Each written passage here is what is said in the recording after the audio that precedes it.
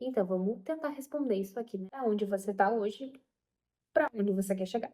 E o problema real é que existem muitas opções, muitos caminhos, muitas possibilidades, e exatamente isso se torna o maior problema. Pois é aqui que a gente trava.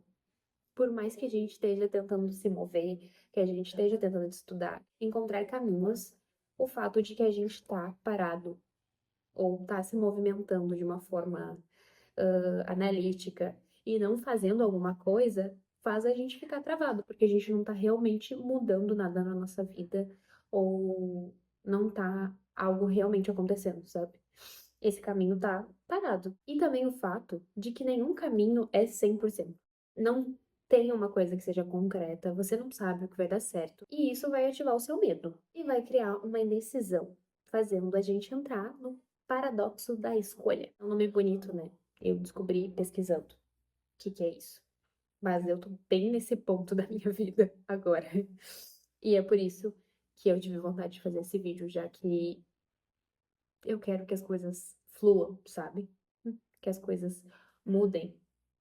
Você provavelmente também entrou aqui porque você quer que as coisas sejam diferentes, porque você tá cansado de estar parado no mesmo lugar, de começar coisas, talvez começar a ter esse impulso, esse momento de, eu vou fazer alguma coisa na minha vida, começar a fazer e travar, porque você não sabe como continuar isso, você não sabe se isso vai dar certo.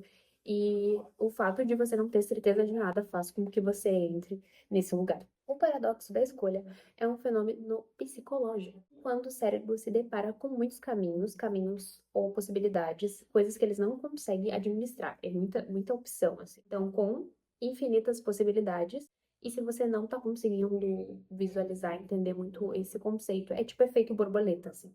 Tipo, vou tomar uma decisão, vai mudar tudo o caminho e eu não consigo prever onde isso vai acontecer. Onde isso vai acontecer, não, onde isso vai dar. E isso faz com que a gente fique meio doido, porque o nosso cérebro, ele é muito, né, uma máquina muito potente, mas também não sabemos o futuro. Então, esse processo de decisão se torna extremamente exaustivo, porque a gente acha que qualquer mínima decisão pode mudar totalmente o resultado. Não necessariamente isso vai acontecer, mas a gente não tem certeza. Então, qualquer mínima decisão é exaustiva e o nosso cérebro gasta muito tempo, muita energia tentando tomar a melhor decisão, porque ele não quer errar. E daí aqui saem três coisas só. Coisas, nenhuma delas é boa. Ó, acabou minha luz até.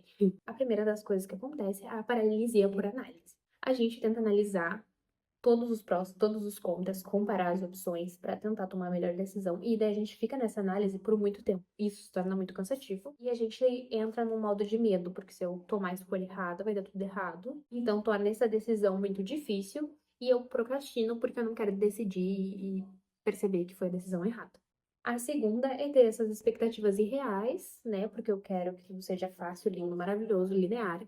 E não é. A vida acaba não sendo assim. Quando eu tenho esses X caminhos, muitas opções, muitas expectativas, porque eu quero o melhor pra mim, porque eu quero ajudar X, Y, fazer isso e aquilo, e que tudo dê muito certo, seja muito lindo, muito maravilhoso. E eu vou tentar encontrar essa escolha perfeita. Eu tenho medo do meu arrependimento, porque daí, qualquer escolha que eu tome, eu vou achar que eu escolhi errado. E eu vou achar que aquela escolha não foi a ideal e que eu falhei nessa coisa da expectativa irreal, de achar que a coisa que eu tenho que ser incrível, maravilhosa, né, como pessoa e fazer tudo certo. E que qualquer coisa que não seja a perfeição não é o suficiente, não tá bom o suficiente. Então não importa a escolha que eu tenha, porque eu vou ficar imaginando que a escolha que eu não fiz é melhor do que a escolha que eu fiz. Complicado.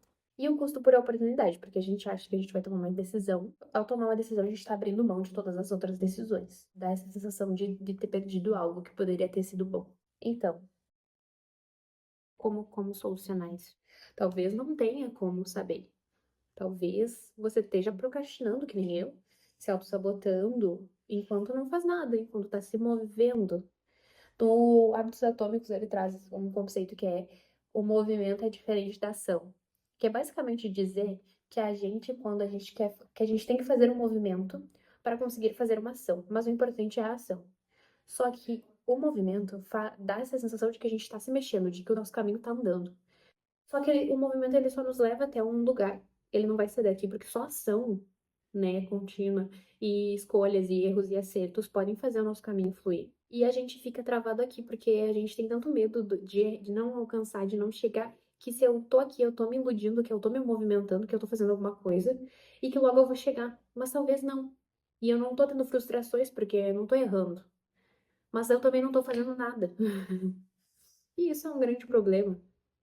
Porque não basta a gente se movimentar e a gente fazer, a gente tem que ter as ações para conseguir chegar aonde a gente quer. E é fácil falar isso. O difícil é fazer, mas com certeza a gente tem mais chance de descobrir as respostas não analisando, que é exatamente o que as pessoas nos ensinam a fazer, a analisar, a estudar, a aprender com o erro dos outros para não errar, com essa ideia de ser perfeito o tempo todo, que na verdade todo mundo erra. Todo mundo que teve sucesso, que chegou lá, errou pra caramba. Se permitiu errar, às vezes se permitir errar é o que a gente precisa. Vamos lá fazer, mesmo que vá dar errado mesmo. Vai pensando que vai dar errado, porque daí se der certo te surpreende. Não sei. Não analisando o jogo, mas jogando o jogo. Ou melhor, vivendo, né? Vivendo a sua vida. Eu vivendo a minha vida. Vivendo a vida. Vamos viver a vida. A gente é todo mundo diferente. E talvez o erro do outro seja o seu acerto, sabe? E errar também não tem tanto problema assim. Talvez seja importante, talvez você vá aprender algo que vai ser importante para você conseguir depois. Mas a gente tá mais preocupado e gastando tempo copiando ou olhando para o outro, faz com que a gente não consiga ver o que tem de positivo. E vamos focar nas coisas positivas, né? Porque a gente foca muito nas coisas negativas da gente mesmo. Então a gente tem que olhar pro nosso próprio sucesso, né? Se pergunta assim, eu faço muito como é que é? Esqueci o nome. Essa análise, assim, quando eu tô me cobrando muito, que eu percebo que a minha criança interior acharia da vida que eu tô tendo agora. E daí é nesse momento que eu percebo que muito do que eu tenho hoje era o que a minha criança interior, né? Eu criança, queria que minha vida fosse na idade que eu tenho. Então, tipo, ela estaria orgulhosa pra caramba de mim. Por que que eu tô enlouquecendo, sabe? Tudo bem também, cada um tem seu momento. Talvez seja isso. Talvez seja eu, como é que é o nome? Me autodesculpando e você se autodesculpando aí com você também. Nos outros focar no nosso próprio caminho, na nossa própria jornada.